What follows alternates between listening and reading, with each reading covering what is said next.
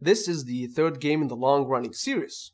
The series follows the path of a tactical shooter simulation. As such, all firefights are careful and slow-paced. Many people expected this game to be a graphical powerhouse, to look and run like a mean-looking machine. The game uses the latest version of DirectX, version 11. It also requires a very high-end hardware to run properly. Regrettably, all of this doesn't change much from the final result, which that the graphics of the game doesn't live to the expectations of many, especially when compared to other graphically intensive games.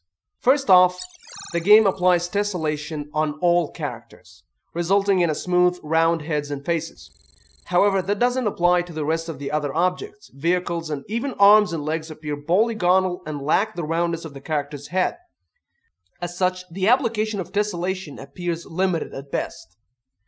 Texture resolution seems solid for vehicles and characters. However, the rest of the environment is less so. And that can be forgiven if we consider the massive playground and terrain and freedom to move anywhere through the environment. However, the game doesn't try very hard to stress video memory. At the Ultra preset, it uses slightly above 2 GB of video RAM at 1080p resolution. And considering there are many graphics cards with more than that amount, even reaching up to 3, 4, and 6 GB, the game wastes the opportunity to increase texture detail even further. The game uses a variable amount of powerful lighting and shadowing techniques, and although they are very beautiful, they are still not on the expected state-of-the-art level. There are no dynamic shadows to be found, either from flashlights, car lights, muzzle flashes, explosions, etc. And this is very strange, considering dynamic lighting is already there. Explosions and muzzle flashes cast the correct flare and lighting on the environment. However, no shadows are ever cast from them. At night, the sky appears less detailed and filled with color banding effects. Such a shame from such a game that claims to have the state-of-the-art graphics. The effect is also noticeable in the fog and underwater sections. It's not clear why Bohemia developers did that. It's either due to laziness in design or to save hardware resources for something else. The game suffered a great deal in the physics and particles department. Explosions look unconvincing, bullet impact particles look poor and unvaried no matter what the surface they hit. Some surfaces don't even react to bullets at all. Smoke and fog are very weak too. Character animation is outdated and doesn't look smooth. Projectiles and vehicle physics are botched and utterly unconvincing. Environment interaction is also very limited and the destruction physics appear primitive and unsatisfying, especially when looking at the likes of Battlefield Bad Company 2 or Battlefield 3. As a side note, there are no lip syncing or facial interaction. Figures, the game doesn't even have a story yet. Water does look nice, however it lacks any kind of wave motion or simulation. As such, it appears a bit flat and boring.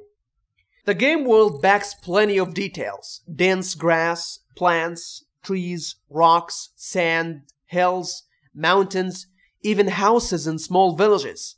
At the Ultra preset, most of these details are properly drawn, without sudden bob-ins or bob-outs. However, that doesn't apply to small things like grass or gravels. Though the player can increase distance for the level of details, even beyond the Ultra preset. However, beware that this will be at the expense of performance. Speaking of which, performance is the biggest issue in ARMA 3. The game doesn't scale well with multi-core CPUs. Using an Intel Core i7-3770, the game managed to only use about 60% of its power. The game usually seems content with using only 3 cores. It doesn't even recognize hyper-threading technology. Even GPU resources are not used to their full extent. GPU usage varies from scene to scene. We can forgive this incompetent level of optimization if the game was multi-platform. However, it is only exclusive for PC. The developers should have known better. Careful optimization is the key of unlocking more performance and visual fidelity from PCs. Just look at how Far Cry 3 and Crysis 3 use both CPU and GPU to their full capacities at all times. Wake up, Bohemia! And considering the lacking physics engine, bad sky, and performance hit with extreme levels of details, the game could have really used some of those valuable leftover resources. Optimizing the game properly could have really came in handy. Make no mistake though, ARMA 3 is a strong looking game, owing to its high texture resolution, powerful lighting, and massive view distance.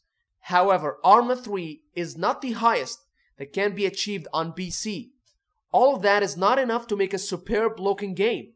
Without a good art style, yes, the graphics look detailed and even realistic, but it's not always beautiful or striking. All of this, and we still didn't mention the weak physics engine, poor particles, and the absence of dynamic shadows. It's a sad realization really. ARMA 3 could have joined the club of the top looking PC games, the likes of Crysis 3, Far Cry 3, Battlefield 3, and Metro Last Light. And although these games are not perfect, ARMA 3 demonstrated enough problems to not even qualify.